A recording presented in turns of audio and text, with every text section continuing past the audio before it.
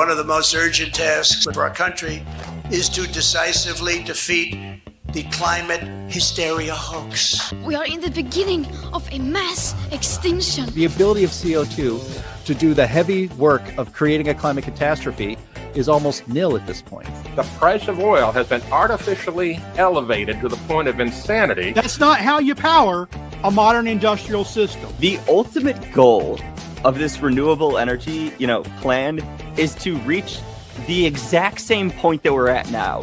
You know who's tried that? Germany. 7 straight days of no wind for Germany. Their factories are shutting down. They really do act like weather didn't happen prior to 1910. Today is Friday. That's right, Greta. It is Friday. And this is the best day of the week, not just because the weekend is almost here, but because this is the day the Heartland Institute broadcasts the Climate Realism Show. My name is Jim Lakely. I'm Executive Vice President of the Heartland Institute. We are an organization that has been around for 41 years and is known as the leading global think tank pushing back on climate alarmism. Heartland Institute and this show bring you the data, the science, the truth to counter the climate alarmist narrative you've been fed every single day of your life. There is nothing else quite like the Climate Realism Show streaming anywhere. So I hope you will bring friends to view this live stream every Friday at 1 p.m. Eastern time, and also like, share, and subscribe. And be sure to leave your comments underneath this video. We do read them, and they all convince the YouTube's very mysterious algorithm to smile upon this program. And that helps us get the show in front of even more people. And as a reminder, because big tech and the legacy media aren't big fans of the way we cover climate and energy on this program, Heartland's YouTube channel has been demonetized. So if you want to support the program, and I really hope you do, please visit heartland.org/TCRS and heartland.org/TCRS. And then you can join other friends of the program who help bring the show to the world every single week. We also want to thank our streaming partners, being junkscience.com, CFACT, What's Up With That, the CO2 Coalition, and Heartland UK Europe. Let's get started. We have a big show today after a couple of weeks off. We have with us today Anthony Watts, Senior Fellow at the Heartland Institute and publisher of the most viewed website on climate change in the world, What's Up With That. Sterling Burnett, the Archbishop of Canterbury, and his day job is Director of the Arthur B. Robinson Center for Climate and Environmental Policy at the Heartland Institute. And Linnea Lukin, Research Fellow for Energy Environment Policy at Heartland. And we also have our wonderful producer, Andy Singer, behind the curtain, making sure this show looks and flows great. And we are so happy to welcome back one of our favorite special guests, Steve Milloy. He's the publisher of junkscience.com, fellow at the Energy and Environment Legal Institute. He served on the EPA transition team for the first Trump administration. He's also on the board of directors of the Heartland Institute, but he likes to go by Climate Hoax Slayer. Welcome back, Steve. Yeah, there you go. Thanks for having me. It's great to have you here. The show has been not every single Friday for the last couple of weeks because we went to Davos. Linnea did, as well as myself and Donald Kendall and some other people from Heartland. We talked about that trip on yesterday's In the Tank podcast, which we live stream every Thursday at 1 p.m. Eastern time. So if you are watching this, you can very easily find that podcast and get a nice report from Davos from us. It was quite interesting and a lot of fun. We may bring it up a little bit later in the show, but for now, we have so much to cover. I don't want to waste any more time. So let's, actually, I will not waste time. But actually, yeah, I did it. We should call that pulling a Jim as well. Not only did I want to thank our streaming partners, but I want to remind everybody watching this stream that the Heartland Institute's 16th International Conference on Climate Change is coming up April 8th and 9th in Washington, D.C. You can get your tickets. Here's a little slide for you to see on the screen. Seating is limited, so you need to get to heartland.org or climateconference.heartland.org. Either of those websites will work, and get your tickets today. Again, seating is limited. We've already sold quite a few tickets, and we want to make sure that if you want to be there, you're going to have to get those tickets very soon. And we do hope to see so many of you watching this stream in Washington, D.C. All right. Now that I've done screwing that up, let's get to what we love to do, and that's the crazy climate news of the week. Hit it, Andy.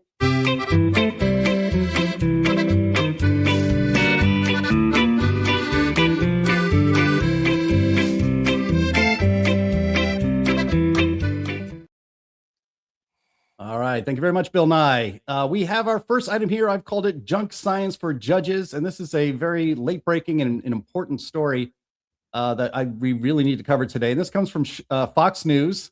I'll read a little bit for you. Headline, Shocking and Inappropriate. Legal experts slam judge's guide over climate bias claims.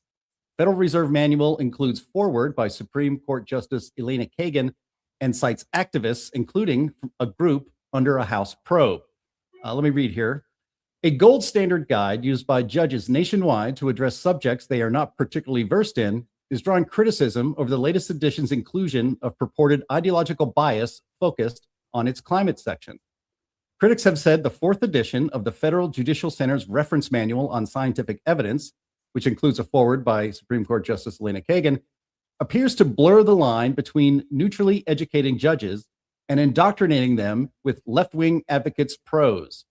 The approximately 1,600-page guide was released at the beginning of the year and includes several citations and footnotes to climate change activists and proponents, including, you'll love this, Anthony Watts, climatologist Michael Mann and environmental law expert Jessica Wentz. Wentz is the top-line expert at the Climate Judiciary Project at the Environmental Law Institute, an entity currently under federal investigation. The House Judiciary Committee investigation found evidence of efforts to, quote, influence judges who potentially may be presiding over lawsuits related to alleged climate change claims, which appear to have the underlying goal of predisposing federal judges in favor of plaintiffs alleging injuries from the manufacturing, marketing, use, or sale of fossil fuel products, unquote.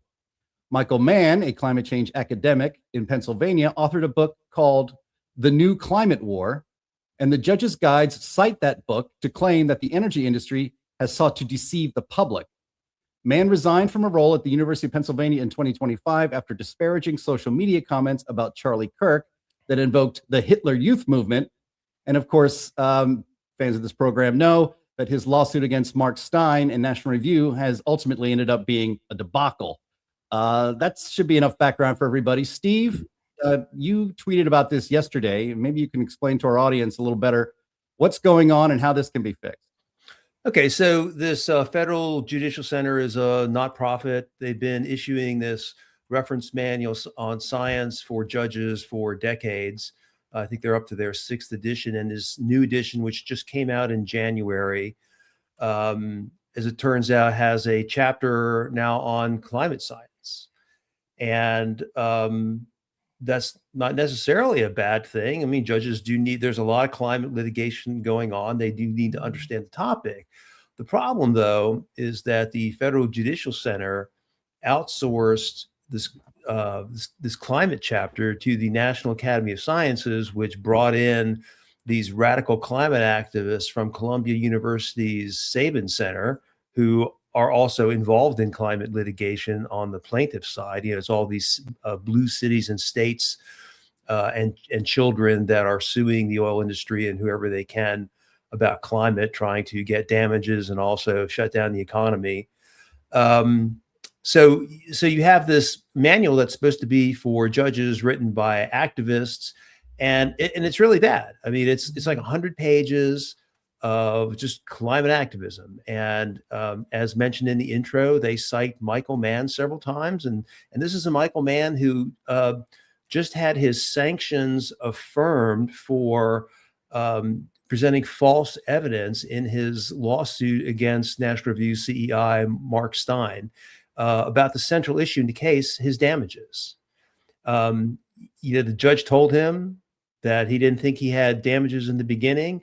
Mann went on to present false evidence of his damages. He's now been sanctioned for it, and this guy is now cited as an authority on climate science when he can't even tell the truth in court. This is also the same guy who, when he first filed his lawsuit, positioned himself as a Nobel Prize winner, which, of course, as everyone knows, he is not a Nobel Prize winner and has never been a Nobel Prize winner. I've had to take away 5 of his claims. He used to make them when he would go make speeches, and I would change have the marketing materials changed to take out the Nobel claim, because he just can't tell the truth about this. And then, most recently, as in the intro, he reposted this nonsense after Charlie Kirk's tragic assassination about Charlie Kirk being the head of the Trump's Hitler Youth movement. what is that?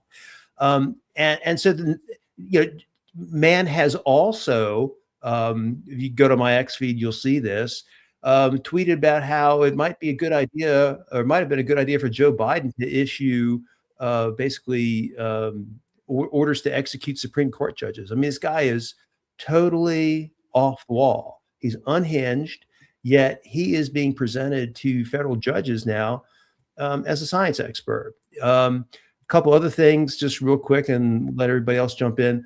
The manual, because it is geared towards litigation, is heavy on attribution. They want to be able to blame companies, point sources for emissions.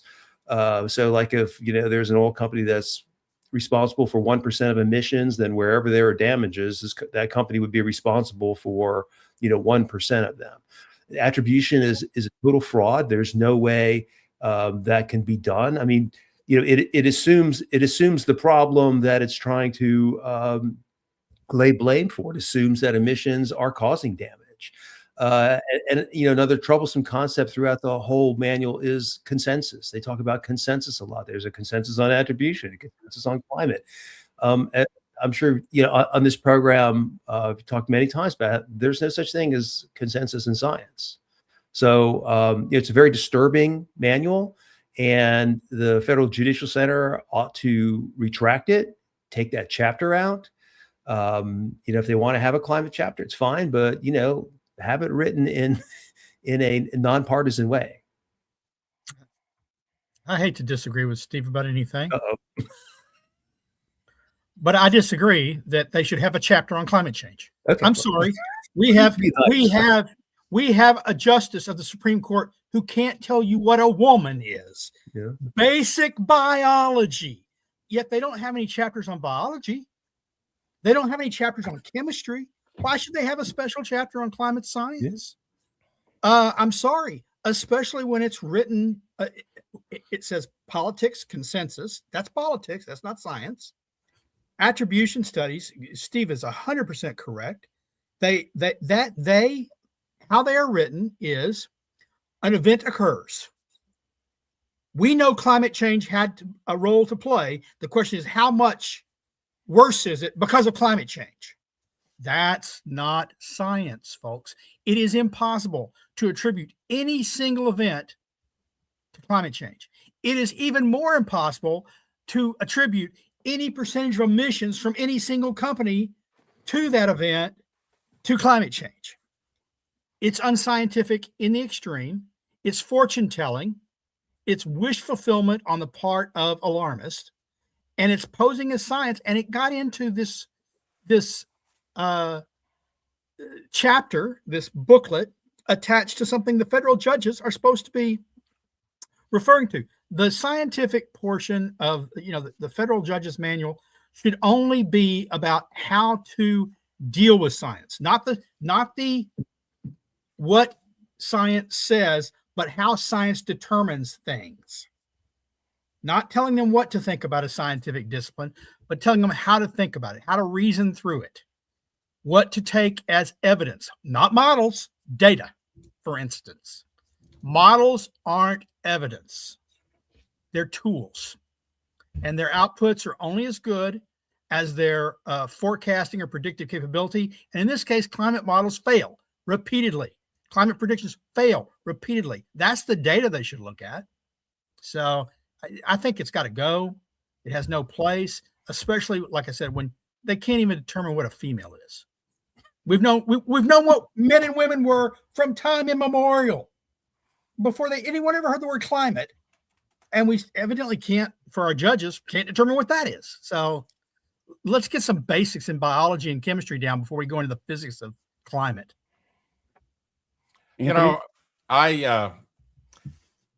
Justice is supposed to be blind, and it's, we've got that statue of, justice with the blindfold on, holding up the scale. And so what's happening here is that they are taking that blindfold off for justice. They are putting their ideas into the judicial system, disguised as fact, disguised as science. But that's not it. It is an opinion, especially when it comes to attribution, which, as Sterling rightly points out, And so does Steve. It's just bogus. You can't focus on any single weather event and say it was made worse by climate change. Even the IPCC says this. But these folks don't care. They're all about their mission.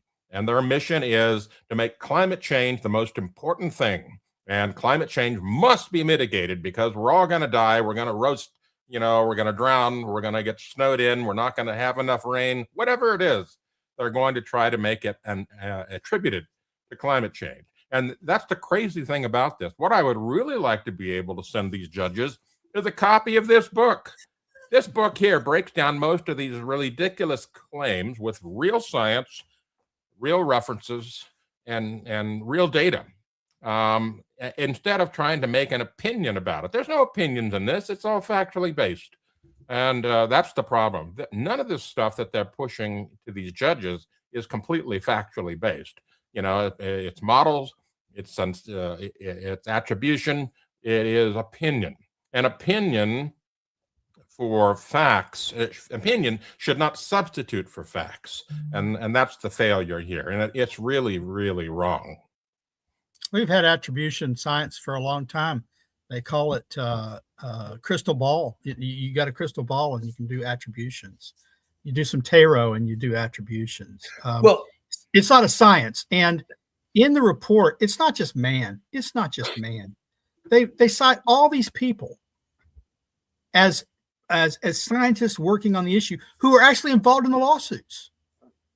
That they're actually either bringing plaintiffs in, suggesting plaintiffs, suggesting course of action. They are involved in the lawsuits. So they are of necessity interested parties in what the judges will determine. And so they should have no part in writing a manual for judges. Well, I mean, I'm with Steve. I mean, if it's not necessarily, Steve is right. I mean, a judge can't be an expert on every single topic. And there are some important technical issues that one must understand to come out with a just ruling. The problem is the sources. I mean, if the judges were given a copy of the book Scare Pollution by one Steve Milloy, I'm sure we wouldn't. Yeah, I'm sure we wouldn't have any objections to that. Anyway, look, I think it's okay that judges should be aware of the controversy and they should be aware of. I agree with everything Sterling said, but judges should be aware of climate. They should be aware of the standards of science. They should be aware of the gaps in knowledge so that if they're making decisions, if they want to make the right decision, they have the opportunity to do that. And if they don't, well, it's because they're biased. So I'm not really for having science. I don't think we need a manual on science. There's really no such thing. I mean, to me, science is the process of where you have a hypothesis, you make a prediction, and you verify it. And if you're not doing that, then you're not doing science. And this whole attribution thing, as run by Freddie Otto at the World Weather Attribution,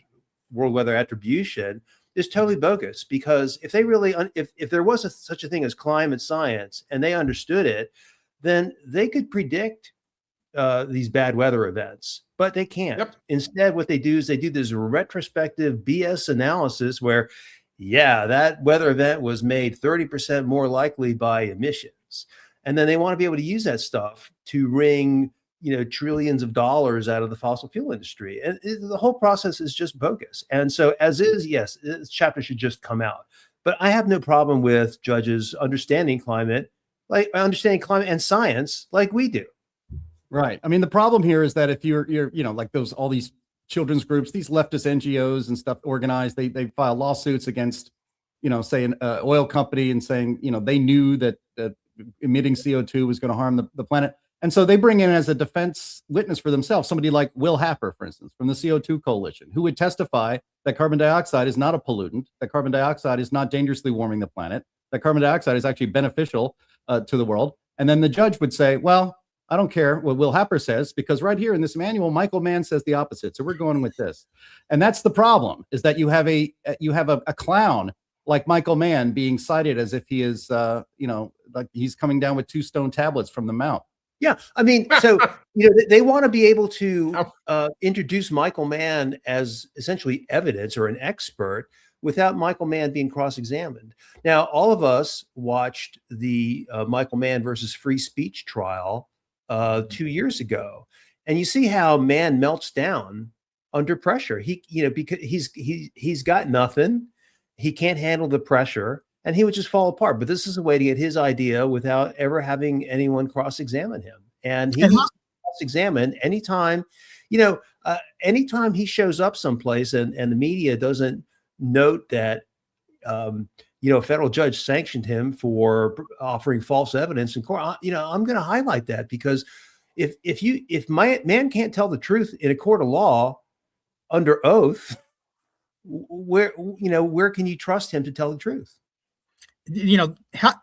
Maybe it might help real quickly if I can describe how attribution models work. First off, they're climate models. We all know climate models fail.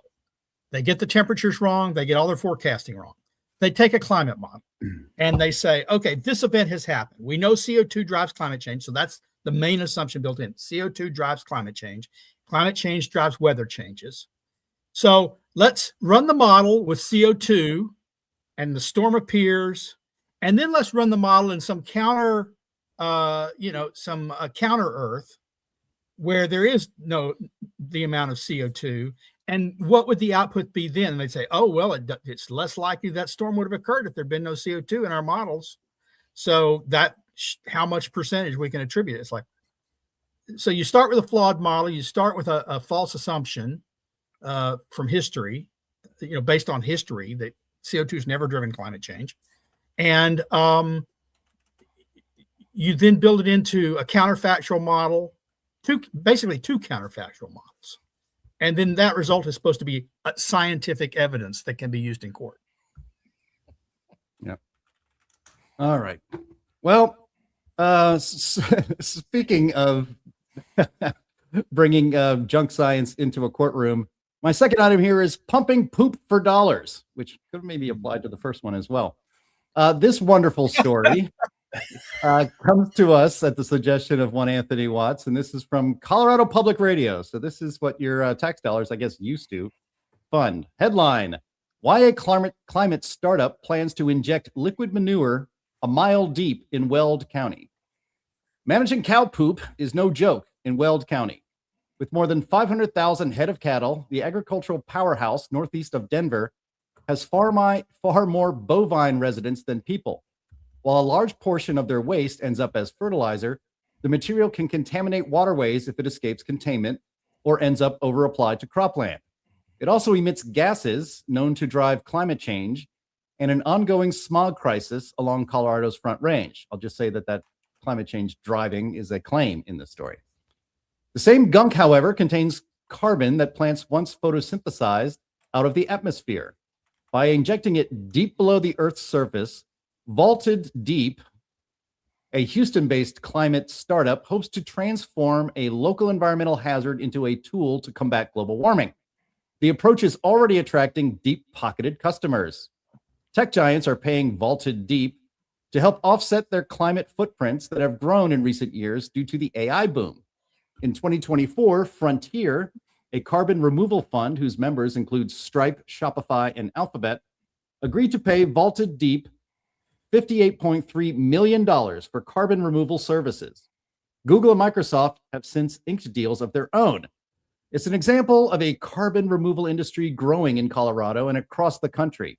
If approved, Monarch Fields could test whether atmospheric cleanup might work as a business proposition if it tackles multiple environmental challenges at the same time. Now, Anthony, you're the one who wanted to talk about this poop emoji of a story, so have at it. Is this plan literally and figuratively BS?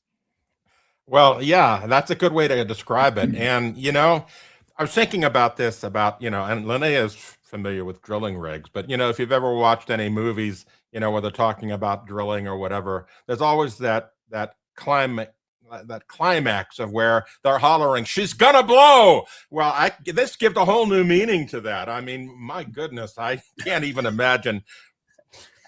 This is a job that Red Adair would turn down if that happened, for sure.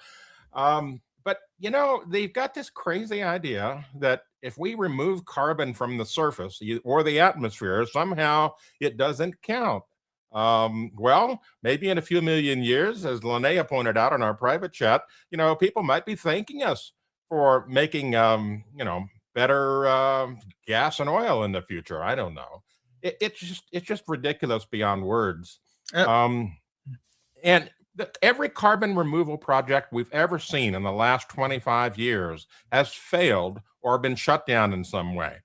Every one of these things has been a boondoggle. Every one of these things has taken, well, maybe not everyone, but many of them have taken tax dollars and converted it into BS, which never pans out. And so what are you going to do? You can't seem to talk to these folks. You can't make any sense with them. They are convinced that carbon, the portion of carbon dioxide, is evil in the atmosphere or on the ground or wherever it is, and we must get rid of it. But it's part of life. It is part of every living thing. And every living thing, makes carbon dioxide in some way or another. And it makes carbon in other ways. So it's all natural. So I'll just end with this. How much poop could a poop pump poop if a poop pump could pump poop? Okay, I want to point something out here. Okay, look at this graphic that they made for this project. Have you ever seen the mainstream media publish a graphic like this to describe fracking and where it occurs? Where they put the, the Empire State Building next to it to show just how deep it is, so that people shouldn't be worried about it coming back up to the surface.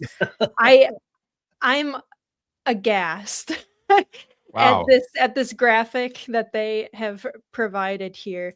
Every single time you see in the news when they're like, this is how drilling works for oil and gas, and this is why fracking is so dangerous, they make it look to scale as if they're fracking like right underneath someone's house. This is infuriating. Okay, but also, man, it's like what I said a couple of years ago. I think maybe last year or the year before, when we were discussing that other carbon capture scam where they were supposed to be planting trees, but they actually didn't end up planting the trees, but a bunch of tech companies paid them to do it, to do carbon offsets. I am frustrated that I have a soul and some morality, that I'm not able to get in on these insane scams where they're able to get these tech morons to hand over millions and millions of dollars for you to do something that hypothetically you might end up doing if you can do proof of concept, but you're not even sure that you're going to get past the modeling stage. I'm amazed. These guys are way smarter than I am. I just, first off, when I saw that Microsoft was investing in this with their track record of meat and other climate things that they've now backed out of, now you know to jump off the bandwagon. If Microsoft's for it, you probably should get out of it before it fails and takes your money with it. Secondly, I've been told for 2 decades now that we should be using manure for crops because it's a natural fertilizer as opposed to high chemical. No. We want natural fertilizers. We want manure. We want poop. Let's use that as fertilizer. That's what we always use traditionally. No. Now you got to get rid of it. I was also told, well, we can use it for energy production, right? You use digesters, turn it into methane, burn the methane. That reduces the methane output. It offsets methane output with CO2. But the final thing is, my first thought when I heard this story is they're going to pump this underground. Gosh, do no aquifers run under Weld County? Drinking water for the people, and it turns out it sits above the Denver Basin aquifer system and parts of the South Platte aquifer. Particularly, the Laramie Fox Hills provide essential non-renewable water for municipal and agricultural waste. Do we really want to be drilling through that and putting poop in there? That seems like a bad idea to me. Yeah. Hey, Linnea, you pointed out earlier that graphic showing where they're doing the injection and so forth, and pointed out the parallels to fracking and so forth. So one of the problems that they say fracking causes is it causes earthquakes. So if they do this poop injection, are we going to have poop quakes in our future? Yeah, well, it's even worse than that. Because I mean, well, and down in the Permian, they've been having more and more problems with their water injection wells, causing problems with like overpressurization downhole and all sorts of stuff because it's required by law for them to put what comes out of their wells back underground. And it's actually the wastewater injection wells that are the ones that cause those small earthquakes and stuff that they do get, the few that they do get that are detectable. It's all wastewater injection. And so I can only imagine, I don't know what kind of volumes. And I mean, it's fracking. It's going to be a fracking, not a fracking, but like a wastewater injection type of situation that they're doing here. And so, but it's like wastewater. So what they're probably going to do is they're going to use a ton of water to mix the manure into. They're going to like put it through blenders or something to get it so that it's as evenly textured as possible. Yeah. I don't want to use that blender for my drinks. They're going to inject it. They're going to inject it into a reservoir that they find, probably some kind of like a sandstone or something that they find, the same way that they do wastewater injection from oil wells and from all sorts of different chemical plants and stuff. I think they're right that there isn't like real danger to aquifers and stuff, just as there's no real danger to aquifers from fracking and wastewater injection. But why? You're gonna do a whole drilling operation while also Weld County. I guess for one, it might actually employ people who they're laying off left and right in Weld County while they're trying to shut down all their oil and gas operations there. Yeah. I'd be kind of ticked off if I was a driller there. And they were pitching this idea while they were shutting my work down. But yeah, I don't know. That's talk about outgassing. Yeah. Well, just real quick on this. I mean, how stupid are these big tech guys? Of course, we all know. The United States could go dark today, stop emitting today and forever. And, more than 90% of greenhouse gas emissions are still going to happen. And these people are nowhere close to hoping to inject even a small part of U.S. emissions underground. So the whole thing is just a waste. And I don't know how do these guys run these trillion-dollar market cap companies, but can't do simple climate math? It's just beyond me. Well, the question is, they run the companies because they understand the field they're in. It's when they try to go outside of their expertise. No, but they have, I know, Sterling, but they have accountants that can do math.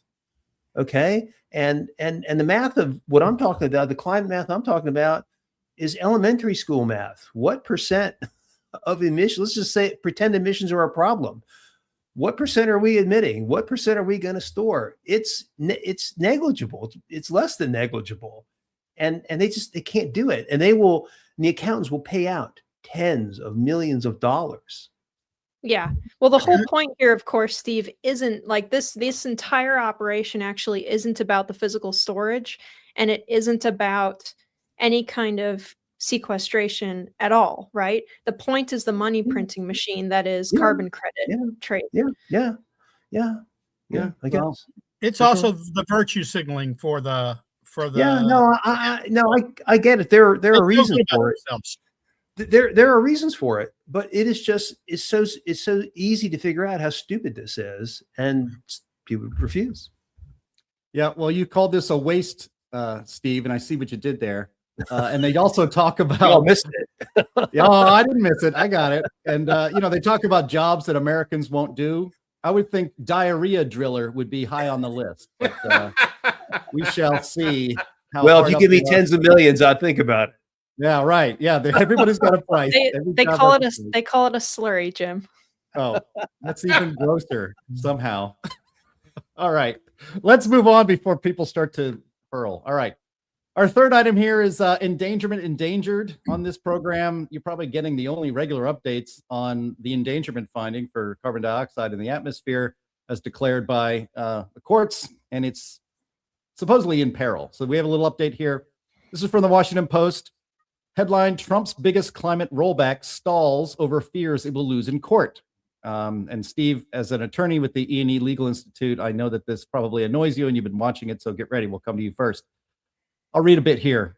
Trump's officials have delayed finalizing the repeal of a landmark legal opinion key to their effort to eliminating the Environmental Protection Agency's climate rules because of concerns the proposal is too weak to withstand a court challenge, according to two people familiar with the matter who spoke on the condition of anonymity to discuss confidential information. The EPA's 2009 quote-unquote endangerment finding concluded that greenhouse gases harm public health, establishing the basis for regulating them under the Clean Air Act. Repealing the finding would end the EPA's regulation of greenhouse gas emissions from cars and trucks. The White House's Office of Information and Regulatory Affairs, which reviews agency regulations, has expressed concerns over the strength of the scientific and economic analysis of the proposed repeal. EPA officials are resisting revisions to the policy and arguing that the regulation should be finalized and announced publicly in its current form as soon as possible. EPA spokesman Bridget Hirsch confirmed in a statement that the repeal proposal was sent to OIRA on January 7th, but did not respond to questions about disagreement over revising the policy. The endangerment finding was used to, quote, justify trillions of dollars in greenhouse gas regulations, unquote, and the agency is following the law in seeking to repeal it, she said. OIRA, I guess, but OIRA, their public calendar lists meetings through February 10th to discuss the proposal with lobbyists, industry groups, and health and environmental advocates. All right. So, Steve, is this a blunder on the Trump administration's part? Is this something to worry about? You know, what's happening here? Well, this is a bit of a mess because there's two grounds that the Trump administration has proposed for getting rid of the endangerment finding. The first is that it's illegal. The Supreme Court decision in West Virginia says that EPA has to have express authorization from Congress for major programs. EPA didn't have that for climate. And so the legal part should be a slam dunk. But there are people in the administration who, for whatever reason, also want to have their decision have some science based with it, which I can understand because a lot of times you get conservative lawyers going into court on environmental issues and they're claiming that, you know, some I wasn't dotted here or some T wasn't crossed here, therefore the regulation must go. And the judge is forced to decide to, you know, EPA says that millions of people are going to be killed if we don't have this regulation. And, you know, you industry are just saying that, well, this I wasn't dotted. So they always side with EPA in that case. So I can understand why you want, and we just had this earlier discussion about the Federal Judicial Center and its manual and how judges are being brainwashed on climate. So I can kind of see where you'd want to be able to explain that to judges. And I'm kind of okay with, you know, holding back on this and making sure that, you know, the legal part is written correctly. There's a science part to back it up. The problem, though, is that the administration, you know, we've got the State of the Union coming up February 24th. The administration wants to be able to say, I guess, that the endangerment finding has been repealed. But there's uncertainty, you know, amongst people like us that know something about this issue, because we know that at EPA, the staff is writing all these rules and notices and proposals, and the staff is not on our side. The staff is resistance. Okay. And the staff is sabotaging this stuff. So there's this fight over, do we make sure this thing is bulletproof before it goes out, or do we, you know, rush it to publication using the sabotage text drafted by agency staff? So, you know, that's where we are. I think that, you know, President Trump issued an executive order last April saying that rules that are illegal per recent Supreme Court decisions can just be dispensed with, rescinded without notice and public comment. I've been urging that to happen with the endangerment finding, but for some reason they never, despite the executive order, they didn't implement the policy. Now, you know, we're relying on EPA resistance staff to write the legal rationale and to write this and foregoing any sort of science explanation. And I just think this is all very risky. I'm all for, you know, I'd be happy if the correct and a strong and survivable endangerment finding decision came out in March or April or May versus rushing it out the door today. But of course, I'm not in charge. So, I think properly written, we don't need any science for this. Properly written, the Supreme Court decision in West Virginia versus EPA kills off the endangerment finding. But I don't know what's coming out of EPA. So we'll have to see. And the other problem is, it's not just that you have agency staff writing this stuff. It's that, in my experience so far, you've got pretty much ineffective rookie lawyers defending this stuff in court. Not EPA, not endangerment yet. What we know, what we can be 100% confident, I believe, is that the endangerment finding, when it's issued, will be challenged in court, and it will go to a favorable judge at the district court. It may go to a favorable appellate court, but it will be challenged. And the lawyers defending it, the lawyers going into court, have to be top notch. They have to understand the law and be willing to defend it. Not like they've done with these offshore wind things, where they go into court and they say, oh, well, Trump issued an order and it's all about national defense. And the judge says, well, explain the national defense argument. Well, Trump said it's national defense. Sorry, not sufficient. That's arbitrary and capricious. You can't just say the words national defense. You have to be able to defend the argument that it's national defense. Yeah. And they go in there unprepared. So that is a great point, Sterling. There are exactly 2 lawyers in the Trump administration that I know have experience in litigation with climate and could handle this job and do it correctly. Unfortunately, neither one is in the Department of Justice at this point. And it's these lame staff lawyers at Justice that the Trump administration relies on, not just for environment, but for everything. And they're terrible. They don't make the arguments correctly. They're lazy. Even if you have conservative lawyers, most conservative lawyers I know nothing about the environment. I mean, you have to spoon feed them everything, and they just suck at it.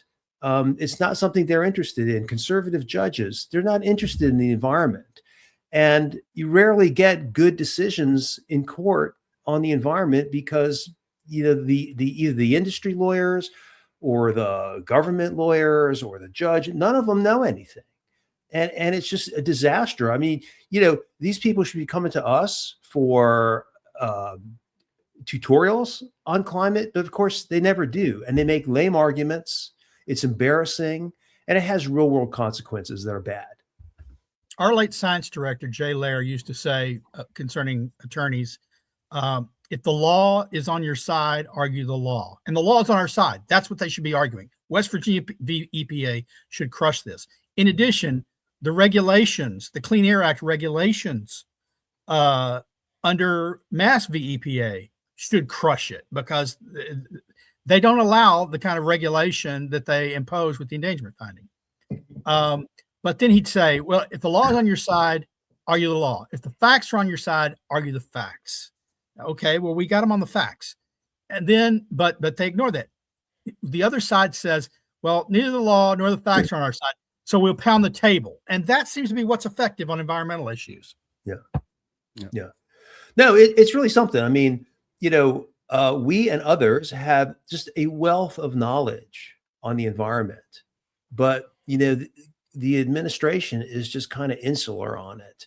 And there aren't, at EPA, there's not a lot of experience there on environmental issues.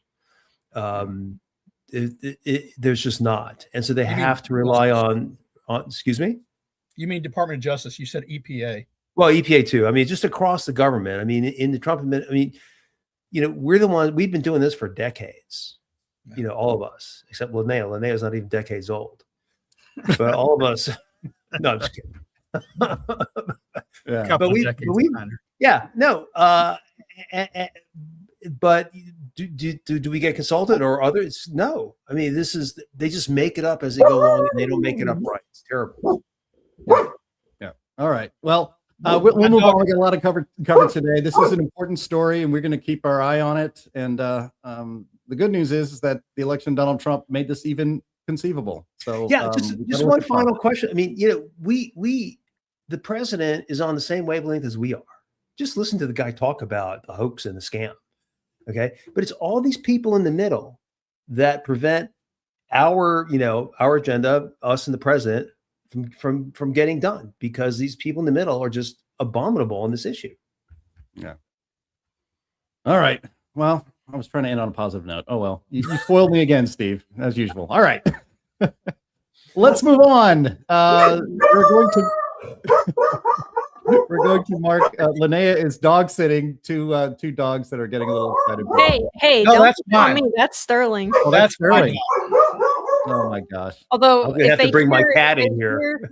If they hear Sterling's dog, they will also start up. So. Oh yeah, no, right. We got to keep it together here. All right.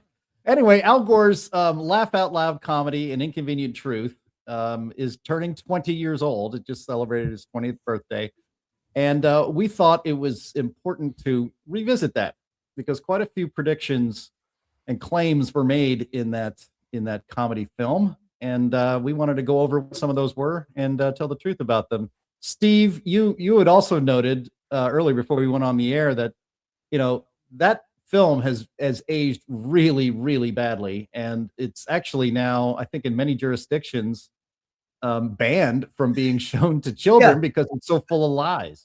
Well, Yeah, I'll just add some color. I don't want to steal your thunder on debunking, claims, but just recall 20 years ago, the movie was released. I happened to be at an event in January of 2006 when Al Gore came to the Americans for Tax Reform, a small group of conservatives. He showed us his slideshow. Afterwards, I went up to him and said, let's have a debate on this. We'll arrange it, you and some scientists. And, Gore told me, he goes, oh, that's interesting. Maybe we'll do that. Of course, his staff got back to me and said, oh, we don't have any time for that. And so that launched the whole debate thing. Let's debate climate, which never really amounted to anything. Gore, none of them, Al Gore, Michael Mann, no climate alarmist wants to debate us because they would all lose. About a year after the movie came out, it had been made mandatory viewing in the British school system. Lord Monckton sued in a UK court, and the judge decided that, look, this has so many errors in it that you really have to have a warning to school kids before you can show it to them. So I guess it didn't wind up getting shown to UK school children. And then shortly after that, Martin Durkin, a former Marxist, I think climate changed him from Marxism to capitalism, came out with his movie, The Great Global Warming Swindle, which was a response to An Inconvenient Truth. And because Gore wouldn't debate anybody, I took clips from An Inconvenient Truth and The Great Global Warming Swindle and made Al Gore debate. And I've got that somewhere on YouTube. I'm going to put it on my X feed tonight as soon as I can find it. And then at the end of that year, 2007, Al Gore was awarded the Nobel Peace Prize for all this climate nonsense. And of course, he gave his famous Nobel lecture where he made all these projections, including that Arctic ice would disappear by 2014. And of course, this year there was still 5 million square kilometers of Arctic ice. So don't get ahead of me now, Steve. Okay, I'm sorry. All right. Anthony said he has to bug out for a couple minutes, but this first item is for you. You going to be around for 60 seconds, Anthony? Yeah. Real quick. I've got to run, and I'll be right back. But I will say that I watched Al Gore's movie when it first came out. I watched the reaction of people, and people took it as gospel.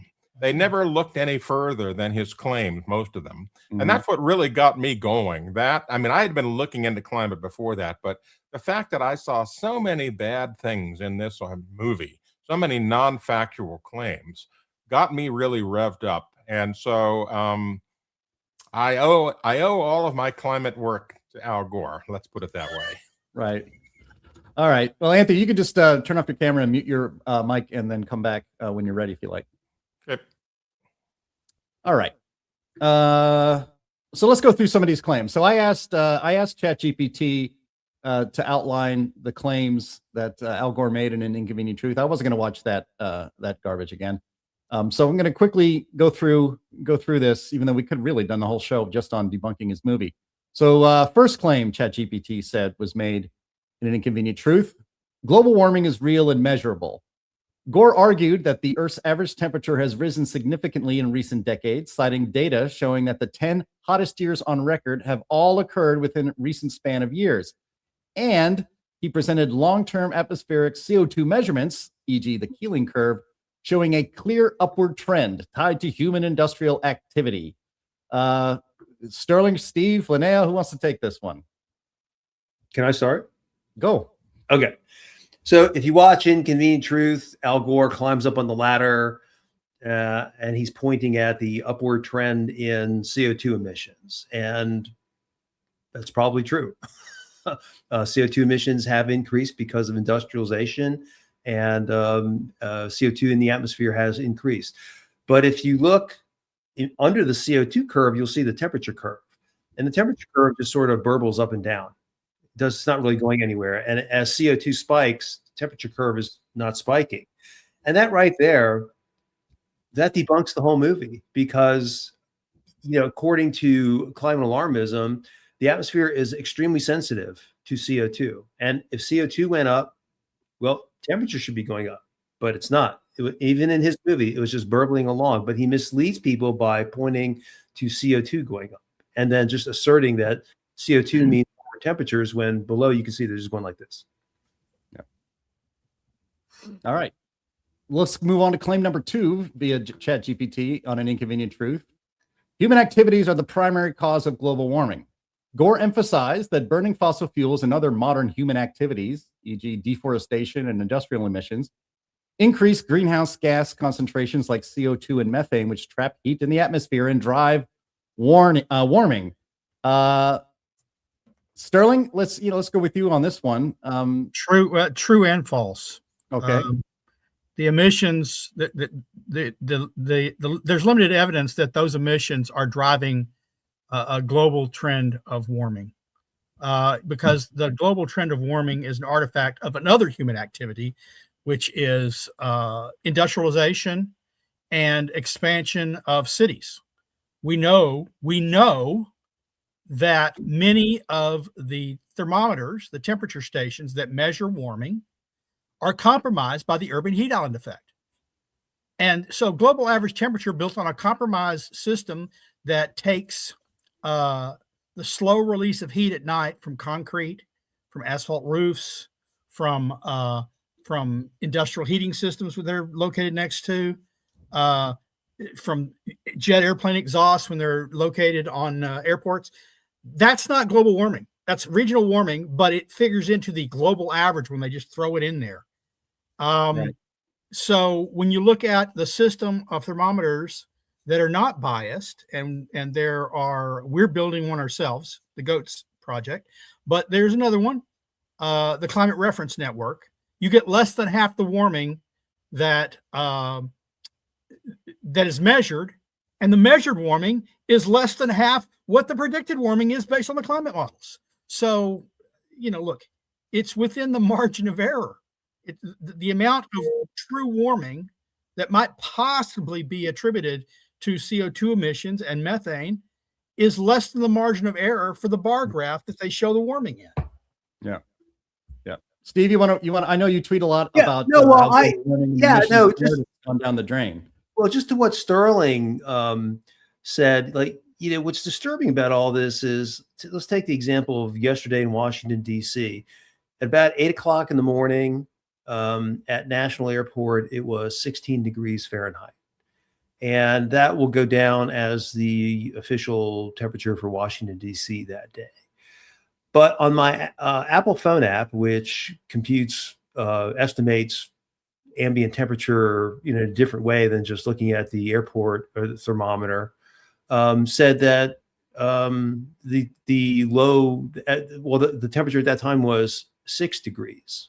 There's a 10 degree Fahrenheit difference between the way Apple computes what the temperature is versus what's measured at National Airport. And the thing known as average global temperature is built up of a lot of discrepancies like that, and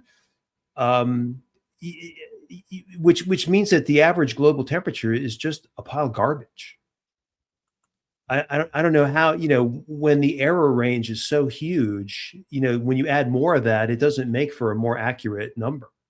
No, But there's no, and in fact, there's no such thing in as an average. It's a made up metric. Average global temperature, right? Look, if you're a teacher in a class and you give a test, and we all know that the bell curve says C is the average, right? But let's say it's possible that no one even gets a C. They may get A's and B's and D's and F's, but the average is C. Well, the way I like to think of it, in terms of temperature, I like to think of it this way. So like my body temperature, you can measure at 98.6, pretty much 98.6 all over. It's just what my temperature is. It makes sense to have a body temperature. If your temperature is above that, you have a fever, right? With the Earth, the average global temperature has no meaning. It's just a metric. It's a made up metric. There's no place that has average global temperature. And where would you take it anyway? Would you take it at the surface? At what altitude would you take it? When would you take it? I mean, it makes no sense. It's not like a body temperature. And we measure temperature. We measure body temperatures because we're concerned about human health. Yeah. It has actual meaning. It doesn't have some kind of thing that's like, oh well, if it's 60 Celsius, the planet is overheating and sick. No, it has a meaning, right? If your temperature is above 98.6, you have a fever. So you can measure it, and it has meaning. And average global temperature is nothing like that. Yeah. Well, Chris Martz, who is the comment on the screen right now, I was just going to mention him. Hello, Chris. Nice to see you watching the show today. I believe he put it this way when he was a guest on not too long ago, that global average temperature is about as meaningful as the average zip code in the United States. I mean, it doesn't mean anything. It doesn't tell you anything about zip codes in the United States, and global average temperature doesn't really either. All right. We got more to get through. Number 3 was about glaciers and ice sheets melting. So, by the way, Al Gore's 0 for 2. Al Gore showed a photographic and scientific evidence of the retreats of glaciers worldwide and the loss of ice in the polar regions, suggesting these trends are linked to rising temperatures. He showed retreat of specific glaciers worldwide, including Mount Kilimanjaro, Glacier National Park, and other visual evidence of warming impacts. Oh, and again, in 2007, when he was still riding high on the universal praise of his film, Gore said that the Arctic would be ice-free in the summers by 2014. Linnea, they have not renamed Glacier National Park, just Natural Park, have they? Yeah, that's what I was about to mention. It's pretty funny. I think Glacier is actually one of the ones that had a sign out that may or may not have been based off of the claims from Inconvenient Truth that said this glacier will be gone by like 2010 or something. Yeah. And then or 2012, something really early.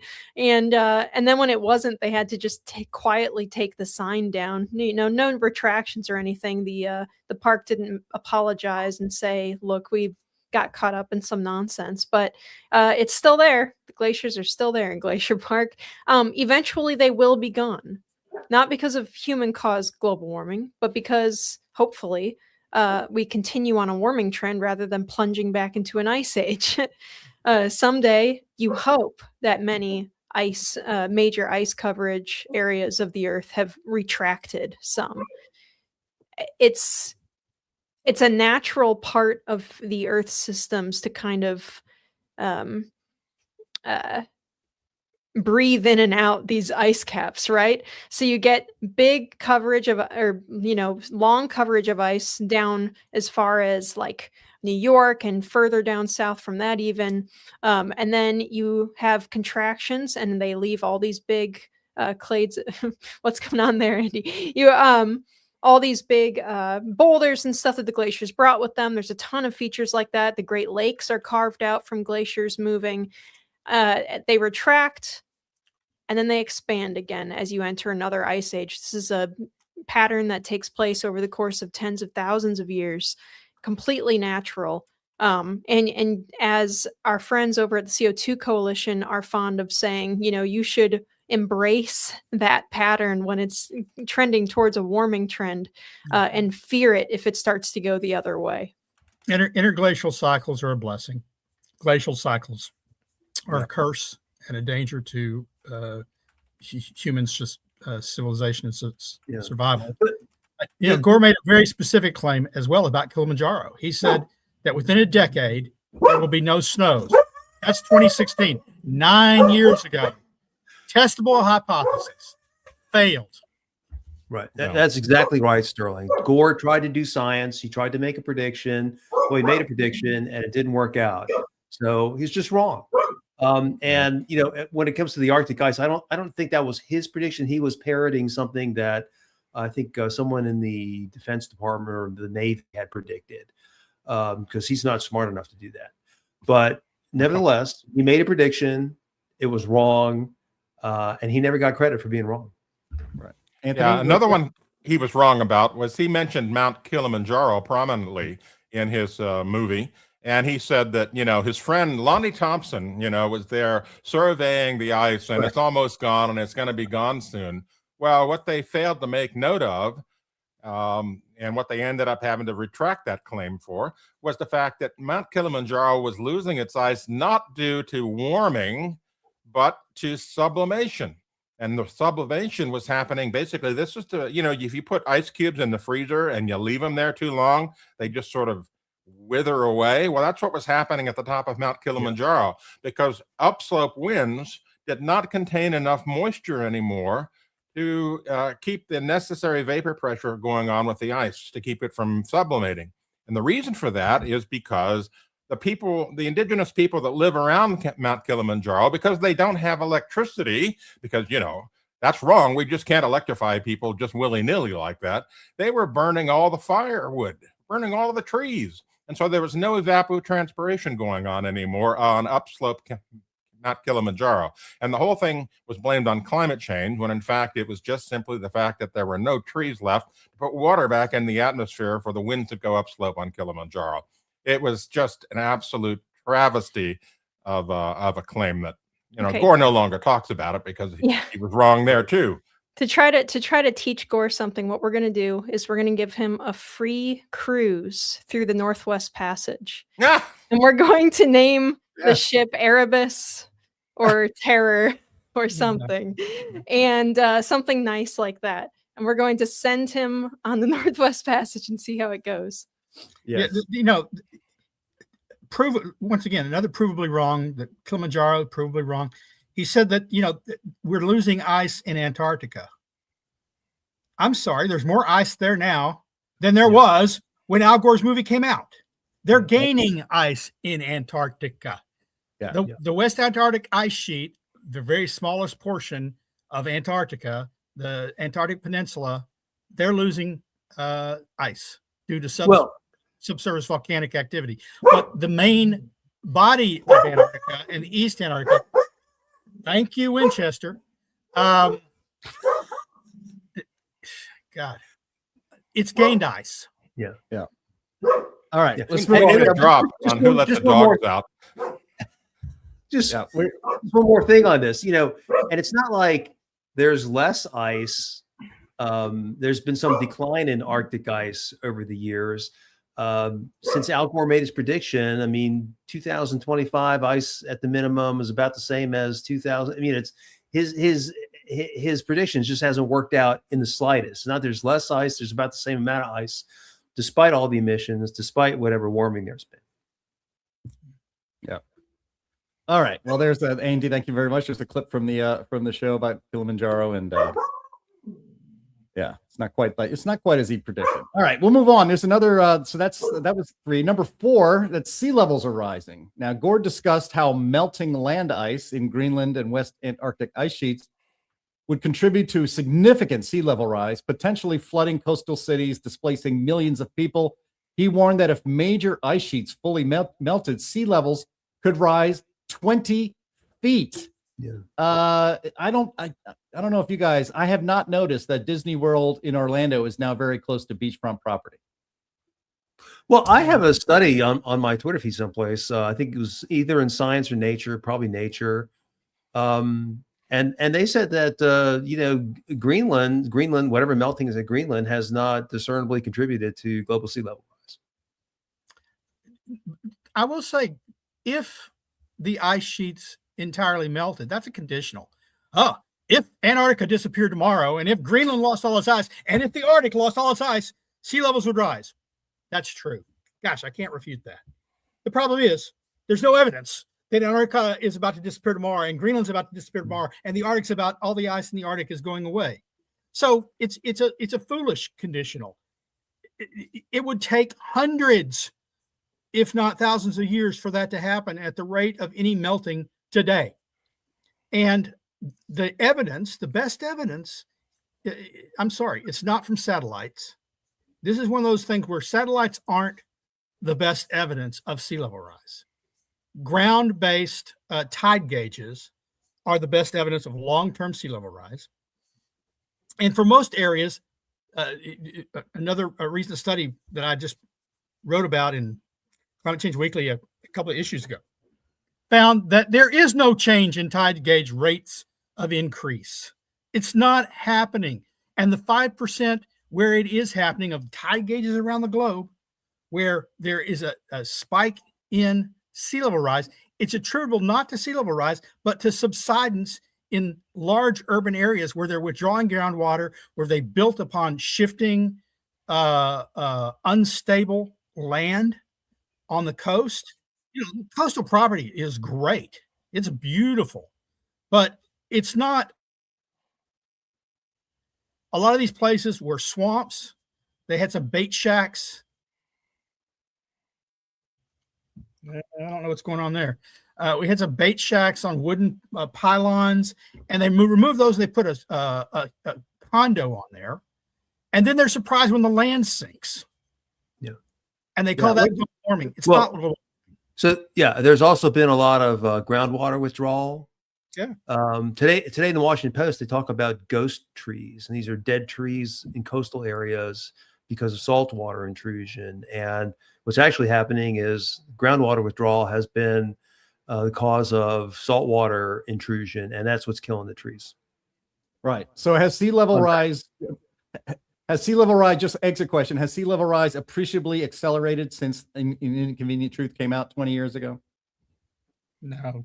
No. So look, sea levels have been rising as they do in interglacial cycles since 18 to 12,000 years ago. There have been vast periods of time, thousands of years, that they rose at a faster rate than they're rising today. And there have been some years, less lengthy periods of time, where they've risen at a slower rate. But today is not an unusual rate of rise. All right, let's go quickly through these other items here. He also made claims about extreme weather and the climate impacts. He connected higher global temperatures to increased severity and frequency of extreme events, including heat waves, hurricanes, floods, and droughts. Gore suggested warming oceans increase storm intensity and contribute to changes in global weather patterns. Anthony Watts, you are an esteemed meteorologist. Debunk this, please. Well, this is all back to that attribution thing that we were talking about earlier. They have been trying since the beginning of this thing to attribute particular weather events to climate change. Their argument typically is, well, the atmosphere is warmer, therefore it will hold more moisture. While that's technically true, it does not translate into a stronger storm, more rainfall, or any of those other things. Weather is very, very random. We live in a very complex state. The climate is very long term, 30 plus years versus weather, which is, hours to days. And so it just doesn't translate, yet they keep trying. But the bottom line is that when you go look at the data, and you can go look at this on climateataglance.com, or also you can see it in the book here, Climate at a Glance on Amazon, you can see that severe weather, whether it's floods, droughts, hurricanes, tornadoes, heat waves, whatever, has not increased since Gore made that claim. In fact, in many cases, it's decreased. Hurricanes and tornadoes, for example, are significantly less than they used to be in terms of frequency, and they're not getting worse in terms of intensity. And so every bit of data out there basically says it's not anything like what Gore was predicting it would be. And the most famous part of it was right after Hurricane Katrina in 2005, Gore publicly came out and said, see, this is an example of how hurricanes are going to get worse and worse and worse. Well, guess what happened right after that? A hurricane drought for the United States. Landfalling hurricanes essentially disappeared for almost 11 years and basically proved him wrong. It's like, nature is listening to him and laughing at him and saying, hey, take this, dummy. So if you go and look at the data, and most of these people don't, they're not interested in data. They're only interested in predictions and attribution. If you look at the hard data, none of this is supported. Nope.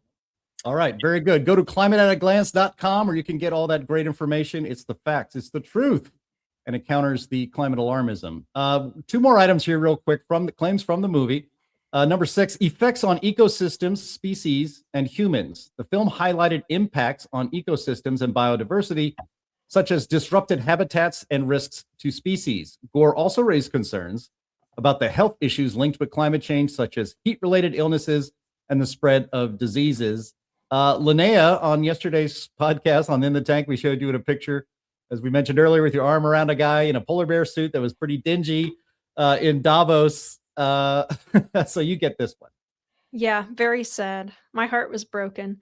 No, I mean, this is something that they love to do, especially with the polar bear issue. They go find, a raggedy old dying polar bear. They take a picture of it and they say, this is proof of the ravages of climate change. Obviously, there are a number of things that could kill a predator like that, including, starvation after a winter from, an injury making them not be able to hunt, or just old age or sickness, any number of things. So that really isn't proof of anything. It's just an emotional appeal to try to get people to agree to globalist totalitarian control. So, but luckily we here at the Heartland Institute are not swayed by sad polar bear pictures. But yeah, no, again, this is one of those things that's a little bit more complicated than just saying like, no, there's no such thing as any ecosystem being impacted by natural climate change even. Take the human element out of it. And even if you don't take the human element out of it, human beings do impact the environment around us. That's true. And sometimes, oh yeah, there's me in the most terrifying, sickly. Looking pretty pathetic there. Yeah. Polar bear. Oh, he was not okay. But the amazing thing, though, is that nature is constantly in a state of change. Change is the natural state of the planet. Stasis is not. Animals go extinct, they come back. We shouldn't be contributing. We shouldn't be, knowingly causing the extinction of animals and stuff. That's not good. Right. We shouldn't be doing that. But there is a point where, we as human beings really hate change, and change is going to happen anyway if we live on a dynamic planet. So you have to be careful about how you approach it. But the difficulty is in the biological sciences, they are really big fans of leaning very heavily on things like RCP 8.5 to project doom and gloom for a variety of different species that are threatened. And it's bad science, again, because one, there's all sorts of stuff that can threaten the species. It doesn't have to be, a 1.5 degrees Celsius warming over the course of 100 years average for the whole world. So it's, yeah, I see the comments from our friend on Rumble, Krabby Sailor, who said she went and took a flea bath. Yeah, true. I did. I did take a flea bath. Very dangerous. But it's not science. It's just trying to scare people, and it's trying to get funding for your project about, recording what's happening to some turtle or something. That you wouldn't otherwise get unless you pinned climate change to it. So it's complicated, but again, Al Gore's predictions that we would see these mass ecological collapses and stuff by now have not come true. And the polar bear population is healthier now than it was 20 years ago. By a large degree. So all the predictions of a mass extinction are just that. They're all just predictions. I mean, there's not a single species that can be documented as having disappeared because of fossil fuel emissions. There's nothing. Yep. Well, I know we're running so long, but that's okay. There's one more item in here, and that was the long-term historical context of climate change. Gore used data from Antarctic ice cores showing that current CO2 levels are higher than at any time in the past several 100,000 years, implying that the recent rise is unprecedented in the context of natural history. Who wants to take that claim on? Because I know it's not true. Well, that's Sterling's baby. No, I'm not convinced it is my baby. I'm not sure I want to dispute ice cores. Ice cores don't measure CO2. They measure various isotopes. They get polluted on the way up. We don't know directly what CO2 levels were hundreds of thousands of years ago. What we do know is that in the present interglacial, they are probably higher than they have been since 18,000 years ago. And I was told when I first got into this, they said it's the warmest it's been. It'll be the warmest it's been in 20,000 years. Then they said it'll be the warmest it's been in 10,000 years. And then they showed charts to say, well, it might be the warmest it's been in 2,000 years. And then, of course, we go back and we look and we find out, oh, well, there were camels in the Arctic not that long ago in geologic time. There are shell middens up in Greenland that shows the seas were higher then because of warming. So they don't know anything about the past, not from ice cores, all sorts of different proxy data. Well, yeah, and they certainly don't know it with the precision that they want to give you the impression. They don't know it to hundredths of a degree Fahrenheit or Celsius. They just don't know. The best evidence, if they wanted to make predictions today about tomorrow based on CO2, then they should do that. But they have not been able to do that so far. So I agree with Sterling. I don't care what happened hundreds of thousands of years ago in Antarctica. What I care about is what's going on today. And we've been 36 years since James Hansen testified in Congress, 20 years since Al Gore's dumb movie. Everybody's been wrong about everything all the time. There's no correlation between emissions and warming and any extreme sort of weather. It's all nonsense. It's a political and financial agenda that is pushed by a biased media, and that's how it's survived so far. Yep. Very good. So those were 7 items, 7 predictions, 7 claims by Al Gore in An Inconvenient Truth 20 years on, and it doesn't look too good. That's why I call it the laugh out loud comedy of the year if you want to rewatch it. All right, we're going to move on to finally, gosh, this podcast is going long, but I know that our audience for sure is enjoying it. They say so in the chat.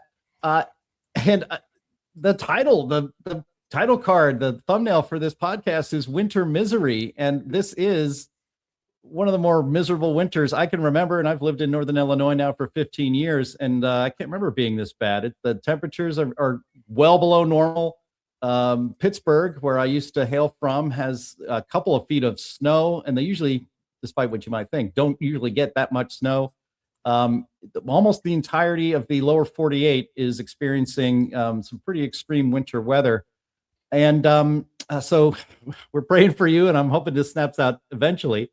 But as usual, the legacy media is using this miserable spot that we're in this particular winter to tie it to climate change. And so we need to correct that and push back at that. So this is a story, Sterling shared it with us this week from Scientific American.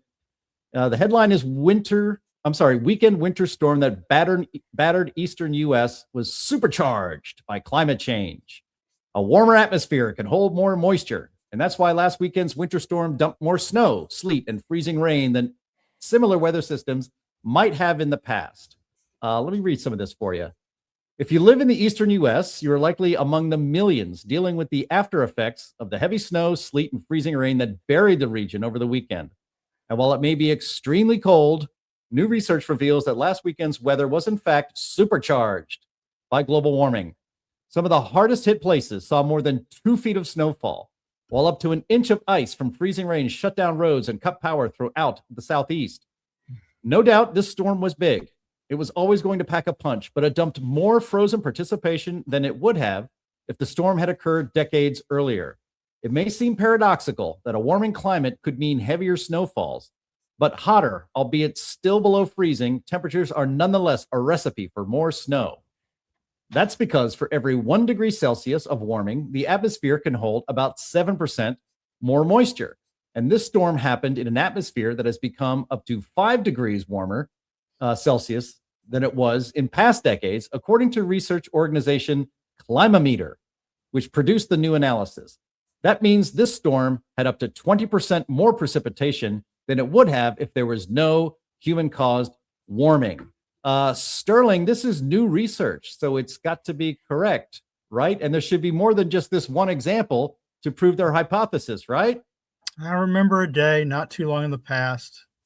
Twice, New York Times ran the same headline, "The End of Snow," because of climate change. Remember, climate change causes more hurricanes. Climate change causes less hurricanes. Climate change causes more drought. It causes more rain. It causes ice melting and snow melting, and it causes more snow and ice. The truth is, this is just another one of those attribution studies. Oh, we've run our models backwards without CO2, and it says there wouldn't be this moisture in the atmosphere, and now we run it with CO2, and now there's this moisture in the atmosphere, and so it makes it so much worse. Look, you look at records. Is it worse than all records? There's some records broken. There's a lot of records that aren't broken. That's true for heat. That's true for snow. That's true for cold. In the end, this one winter, you read that story. You read the story. You read the bits.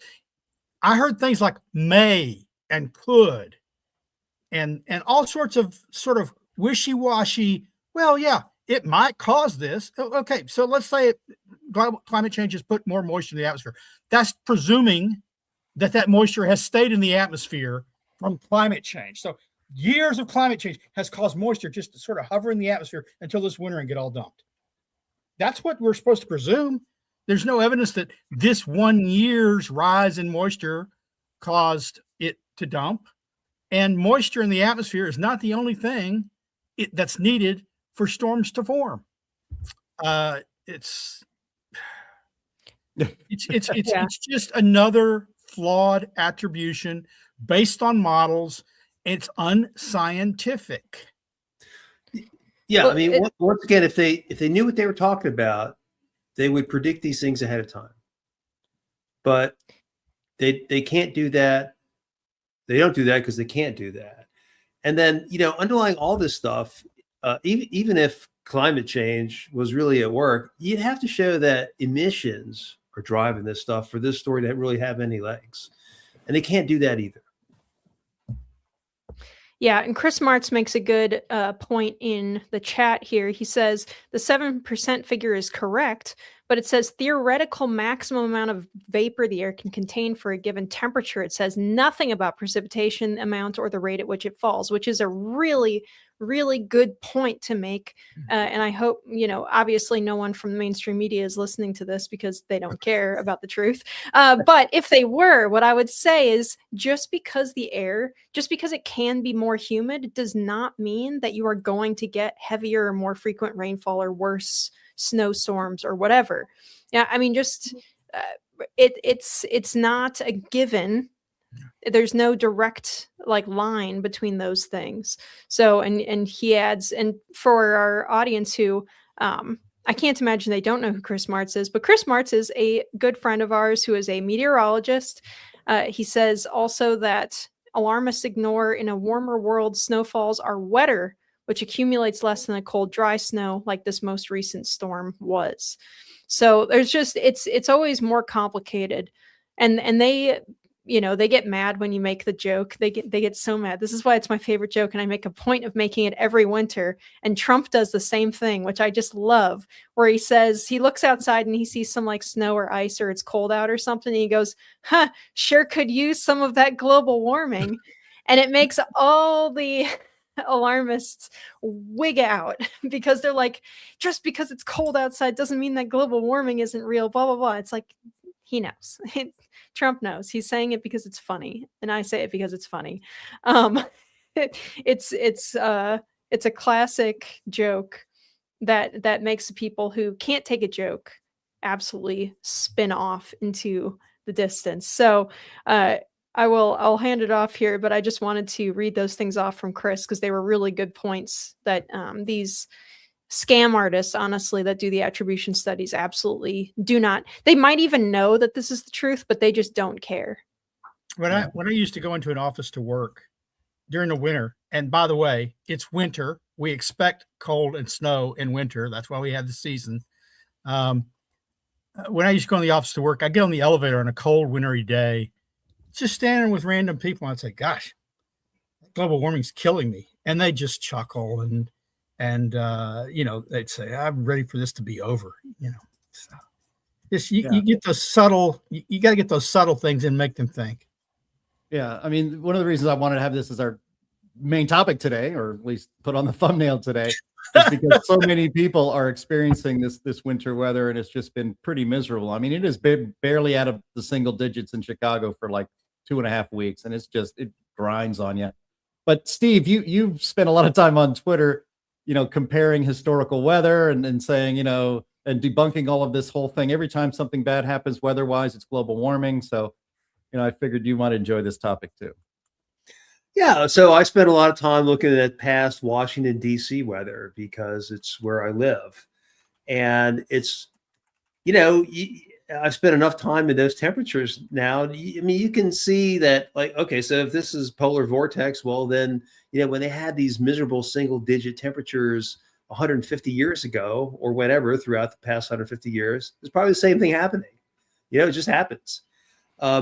The fundamental alarmist principle is that every emission causes warming and drives more warming.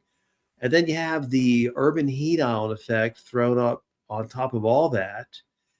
And despite all the emissions and despite all the urban heat island effect, today is colder than the very first January, what's the day, 30th, that they recorded a temperature for Washington, D.C. in 1872. And so it just doesn't make any sense. Yeah. Well, Steve Milloy, I know you gotta bug out. You've been with us for 90 minutes now. We appreciate that. There was one question I wanted to. I saw there's from Mars Rock, I think it was. A question for you? That? No, but it's about how much bias is about the judicial. It's about the Federal Judiciary Center and how much bias. Yeah, this Mars Rock says, how much bias does this judicial publication have in other fields? Because he asked, I want to answer. Okay. All right. So the manual has a lot of bias. Anytime you summarize science, you're probably going to have biases in it. And the most crucial area where it has biases is with epidemiology. As far as I'm concerned, there's not a lick of epidemiology that's published today that is worth snot. And the Federal Judiciary Manual doesn't say that. It doesn't have the right standards for epidemiology in there. So there's a lot of biases built in. There's a lot of biases built in on chemical toxicology. And it's hard to get it all cleaned up because you don't really know who's writing it. And, in the case of climate, you've got activists. I've spent 35 years working on all these issues, and the people writing this book don't have 35 years worth of experience. They don't know the history of all this stuff. So, yeah, I think there's a lot of other incorrect material in the reference manual for science for judges. But this climate stuff is really outrageous because it's brand new. Yeah. Awesome. All right. Well, thank you, Steve Milloy. Appreciate it. I know you got to go. And so we will see you again. I know we'll have you on the show again next time or sometime soon in the future. Take care. Have a great weekend. Thanks. Yep. So while Steve Milloy had to go, because he's thinking about today and his schedule, and that's kind of short-term thinking. If you're thinking about more than just today, if you're thinking about the long term, I want to tell you about the sponsor of this program, and that's Advisor Metals. And it's all about thinking about the long term. If you listen to a lot of conservative shows like I do, you hear tons of pitches to buy gold and silver and other precious metals. And there are a ton of companies out there that will provide those services for you. But I want to tell you why you should trust our sponsor of the Climate Realism Show. That's Advisor Metals, and it's the man who runs the company, Ira Bershatsky. Ira is the managing member of Advisor Metals, and he does not employ those high-pressure tactics and deceptive marketing ploys like many companies in big gold. He also doesn't deal in rare coins, so-called. When you buy gold and other precious metals from Advisor Metals, you are dealing in quality bullion, and that is so much better when the time comes to liquidate this valuable physical asset. And when you buy from Advisor Metals, you will have your investment sent discreetly and directly to your very home. By the way, Ira is a sponsor of this program because he, like I'm sure many of you, are an America First patriot. He does not donate to Democrats. He refuses to work with the proxies of the Chinese Communist Party. And he, like us, abhors the machinations of the World Economic Forum and the United Nations.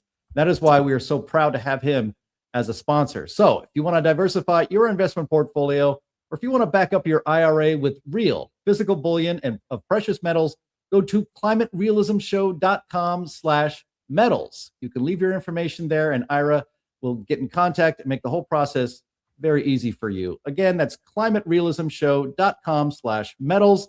And be sure to tell them who sent you, because then when you're helping yourself, you're also helping to support this program.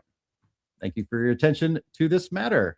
And I hope that was probably my best segue between the show and the read. Great. And I'm trying to get as good as Linnea. I'm not quite there, but I'm going to keep working on it. And we're going to turn the program over to Linnea for Q&A. So take it away.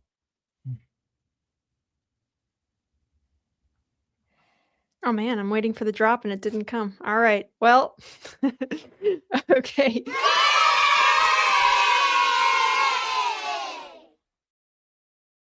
You know, I had a feeling he was going to do that he was going to cut me off and wait so that he could cut me off. All right, here we go. That was me. I thought it'd be funnier that way.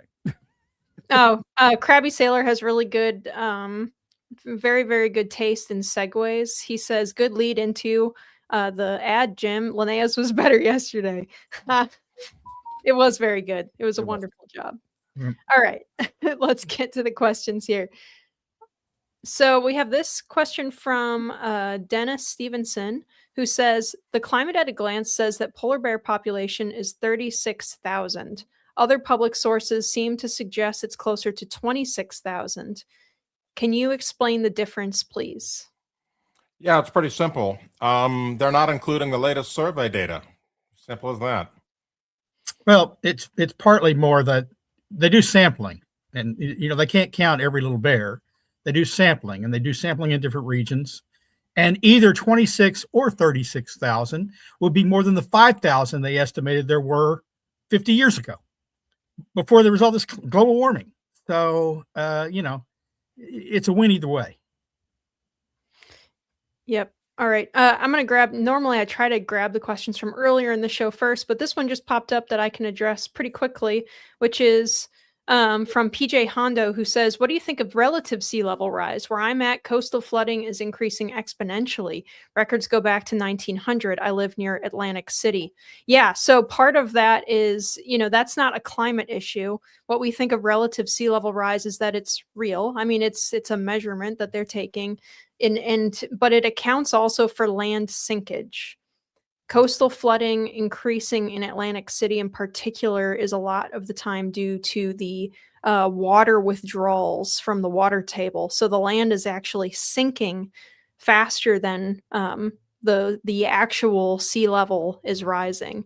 So that's how you get a lot of those problems. And that's a huge problem on much of the eastern seaboard, as well as the coast of like Louisiana and Texas and places like that. Yeah, it's subsidence due to groundwater withdrawal, but it's also compaction of the soil due to building. The huge amount of heavy infrastructure built on soils that are soft soils. Alrighty. Mike says, as the climate warms, the polar bears just get more vicious, right? I don't know. They might. Yeah. By the way, I do care about polar bears. My wife calls me her oso polar. So Okay. I am her white bear. So if the climate gets me, we're concerned. All right. Chris Nisbet says, is there one cold state in the United States of America that hasn't been kept warm by fossil fuels over the last week or so? Can't think of any. Most of the fossil fuel stuff is making people stay alive right now. And we saw some data earlier this week that showed that the renewables basically failed, dropping down to like 5 or 10% of what they normally do, and that's the problem.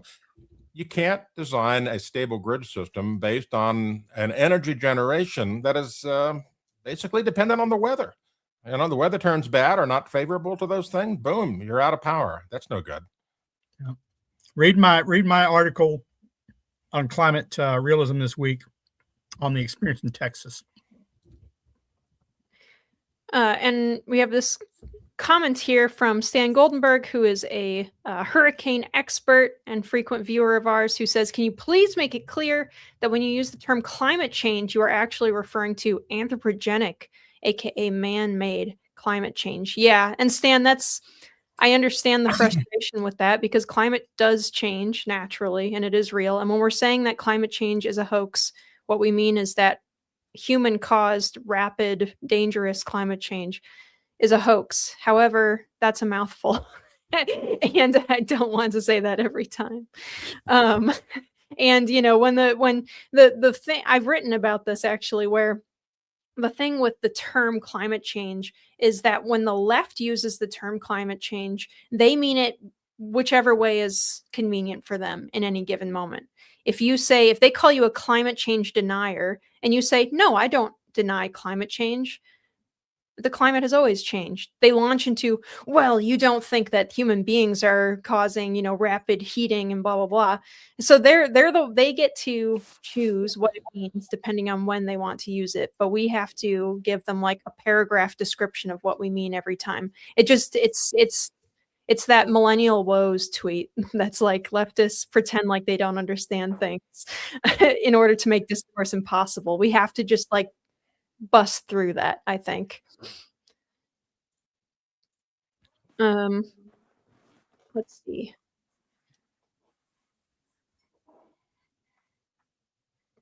Sorry, trying to scroll through here. I starred some questions that aren't really questions. They were just funny, so I'm scrolling through some of those. Okay.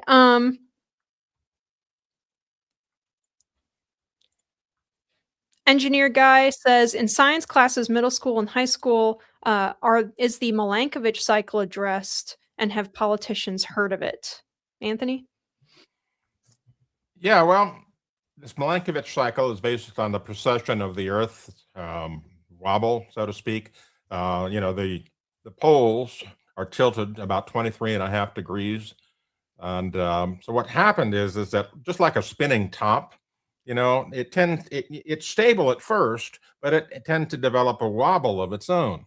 And so Earth has that, but it's a very, very, very long period wobble. And that long period wobble changes that tilt just ever so slightly. And so when the tilt changes, that changes solar insolation, and that then changes the amount of heat the Earth absorbs from sunlight, which changes the air temperature. And so it's a very, very long thing that happens. And there has been a lot of studies basically saying that ice ages are a result of the Milankovitch cycles on the wobble. And so it's a natural process. It's part of what Earth normally does. There's nothing strange about it, and climate change does not contribute to it in any way, shape, or form. And whether politicians know about it or not, I doubt that most politicians know much about it. If they've heard of it, they did back in high school and have never heard. Oh, looks like Sterling froze. Okay. Well, they've got temperatures that are like 8 degrees in Texas, so it's not surprising he froze. All I said was, all I dealt was the latter half of that question, which was, have politicians heard of it? And my estimation is they probably did, just like you back in high school and middle school, but they've never heard of it or care about it since. I'm sure that, Yeah. when they get pamphlets or they get emails or something from constituents who are on our side of this issue, they talk about that stuff and they just don't care. They're like, Yep. They haven't. They it's pass it off to another an aide, kook and they I've say got. they pass it off to an aide and say, "Here, Yeah. respond to this person." Yeah, if they even do that, if they don't just hit delete in their inbox when they see someone use big science words like that. So, uh, all right. So here's a question I wish Steve was around for, but we're gonna pitch it anyway. From Ed Reed, who says the endangerment finding was required by the CAA to be followed by issuance of an NAAQS in 17 years. Where is it? Well, first off, that's not right. The Supreme Court in Mass v. EPA declared, despite the fact that it's not listed in the Clean Air Act, declared that anything emitted into the air is a pollutant. And then they said the EPA is now charged with determining whether there's an endangerment finding. They weren't required to issue an endangerment finding. The court said, now you've got to determine if there's an endangerment finding, and if so, either determine whether it's how dangerous is it, de minimis, is it whatever. You've got to go through your normal rules, and then regulate it if you can. And they genuflected to the IPCC, and they said, yeah, it endangers human health. And then they went about trying to regulate it from auto emissions. But like I said, they weren't required to. And it's been tied up in court ever since. I mean, it's one administration after the other withdraws it, supports it, expands it to stationary sources. But no endangerment finding. Most of this policy stuff, most of this environmental policy stuff will go away. And it's not clear to me they should have ever issued an endangerment finding, because they can't show. Remember, the Clean Air Act applies to the U.S. They can't show that U.S. emissions are endangering human health at all as a percentage of global emissions, or that global emissions are endangering human health. It's impossible. So there should be no endangerment finding. All right. Thank you, Sterling. Okay, so this is a question from Walter, who says, would you consider or have you approached a climate alarmist to be on your show for a climate discussion? Jim? Sure, I would consider it. I don't know how many would return my emails, let alone come on the show. But if you have any suggestions on open-minded alarmists, maybe our friend, our new friend Lucy Biggers might know a person or two. Maybe she can help facilitate something like that. Definitely. We've tried to get debates going multiple times through various forums, and they refuse to debate us. Why? Because they say that gives us status. They pretend that if they're on stage with us, well, that's actually giving credence to the crazy point of view that these deniers hold, and we don't want to give them credence, so they won't debate us. Now, I think the real truth is they can't debate us. When they debate, they lose. David Vogt says he wants to know where he can watch the movie. I'm guessing he's not talking about Al Gore's Inconvenient Truth. He's talking about the other one. YouTube. You can find it on YouTube. Okay. The global warming scam, or whatever it's called, the global warming hoax. I think it's the Great Global Warming Swindle. You should also check out CFAC's movie, Climate Hustle. That's another good, and Climate Hustle too. Those are both very good. And you can go back a little bit farther. When I first got started on this, back in a long time ago, 1990, there was one out of England called, I think it was called the Global Warming Debate, or I forget. I'd have to find it, but it was brilliant. They interviewed a lot of scientists. Back when it was just coming up. Just a couple of years after Hansen made his testimony. Really good piece. There's also another new one called Climate: the Movie that we had talked about on this show about a year and a half ago. Yep. All righty.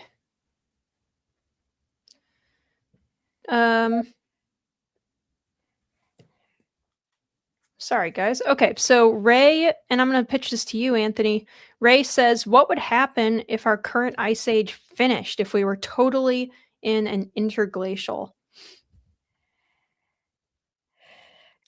Palm trees in the air? I don't know. Yeah, I don't know. That one's, I don't know enough about geologic history to be able to answer that. Well, I just can't say. And you know what? It's not just me, it's everybody else. Nobody else can make that prediction either. So I'm just going to say my answer is I just don't know. And that's an okay answer, and one a lot of scientists will not give you. Well, I'll tell you that, it's going to take, thousands and thousands of years for that to happen, if not tens of thousands of years for that to happen. Probably even with the apocalyptic, like RCP 8.5 type scenarios. I mean, they're not when they say we'll have an ice-free Arctic, they don't actually mean that there won't be any ice cap left. What they mean is that in the summertime, there will not be ice on the water, is what they mean. They mean like ice-free ocean. They don't mean that the ice caps will be gone. And the last time that happened, there was an inland sea that covered all of Wyoming and Colorado and all of that. So yeah, you would have some different coastlines for sure. It would, you wouldn't want to be you wouldn't want to be like most of the country. You wouldn't want to be never living, been static. The Earth you has would, never you been wouldn't want to static. be you wouldn't want to be living where you live right now, Linnea. No, definitely not. I, on the other hand, would be smoking a cigar at my new beachfront property, watching my values skyrocket. And if you're the Highlander, Sterling, and you can just live forever, then you will get to see that. The point is that there could, not in our lifetimes, I wouldn't think, but the Earth's climate is going to change, and it could change in very dramatic ways. It's been much, much warmer than it is today in the past, and it could be in the future. It could be colder again. We could have another ice age coming. The point here is that human activity, our modern way of life, our burning of fossil fuels and our driving of SUVs is not what is driving the changes that we will see in the climate in the future. It's not proven. It's just not happening. We're not at fault. Yep. All right. Scott Clay says, it's so much easier to list where Al Gore has been right than where he's been wrong. The list is much shorter. Has he ever actually been right? I can't recall of an episode where he's been right on anything. I mean, even going so far back as he invented the internet. I can recall things where he's been right financially. He got in as a politician. He got on the ground floor of a TV station that he just sold for hundreds of millions of years, hundreds of millions of dollars that benefited him greatly. Mike Springstead makes a great point here, which is perhaps Al Gore's greatest crime, which is that he will always be the VP who tried to get governors on all U.S. autos to forcibly cap highway speed at 55 miles an hour. The guy is just full of great ideas. Yeah. All right. So unfortunately, Steve is left, so we can't give Steve this question from one of our friends over on Rumble today, LT Oracle of Truth, who asked, do you have any input on why the tall southern pines are dying out here in northern Florida? It starts from the top of the trees. Sterling, do you have any idea? I did not know that the tall southern pines were dying in northern Florida. So no, I have no idea. There's a lot of reasons why trees would die. Could be age even. It could be saltwater intrusion. I don't think there's a lot in northern Florida. It could be certain pests. It could be I don't know how dense those things are up there. I just don't know anything about southern pines of Florida. The southern pines of northern Florida. That's a very specific. Anthony, this is an interesting question because I hear this all the time in climate skeptic spaces, and I'm kind of skeptical myself of this claim. But Bripio, I think that's how they mean for this, or Bripo, says, "What are the signals that we are actually cooling?" And I don't think that we're actually cooling, but maybe I'm wrong. Yeah, I don't see any evidence other than short term. We've seen cooling since We had the big eruption of Hunga in 2021, 2022. We had a big temperature spike, and then it's been cooling since then. So if you look at the satellite data, you can see it very clearly that we've cooled since then, significantly so. And that's to be expected because it takes a while for the water vapor to come out of the atmosphere, either by precipitation or other means. And so, but as far as long-term cooling, no, I don't see it. We're coming out of an ice age, the little ice age. And so I anticipate we'll continue that for a while. God willing. All right. Let's go. We'll do one more question. Sorry, guys, we had a ton of questions today, and we went a little bit long. But this is a continuation of that answer, Anthony. Polly says, is this winter now confirmation that the effect of the eruption of Hunga volcano is now over and the global climate is back to cooling trends until 2050s as per solar cycles? Well, I want to say very clearly that solar cycles have not been proven to make any changes in Earth's temperature. We've looked at that again and again and again and again on What's Up With That, trying to look at solar cycle, sunspots, and all of that, and we just don't see a correlation. There are people that try to make correlations, but those correlations are, maybe not particularly well done. I don't see any evidence whatsoever that solar cycles have changed anything recently. But I can say that as we get the water vapor out of the atmosphere from Hunga, yes, things are going to get cooler, and that may have been a contributing factor to a harsher winter this year. All right, awesome. Thank you very much. All right, and that will do it for today's program. I want to congratulate everybody on the show and watching the show. You have just experienced the longest episode of the Climate Realism Show ever, now at 1 hour and coming up on 53 minutes.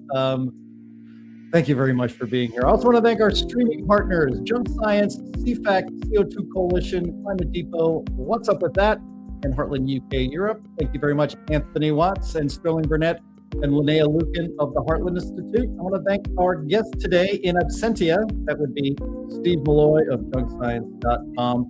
And once again, thank you, the audience, because we do this for you, and it's so great to get your feedback. So please leave some comments underneath this video and share it with your friends. I think they're going to learn a lot and hopefully, like us, have a lot of fun. That'll do it for today, and we will talk to you again next week. Bye-bye.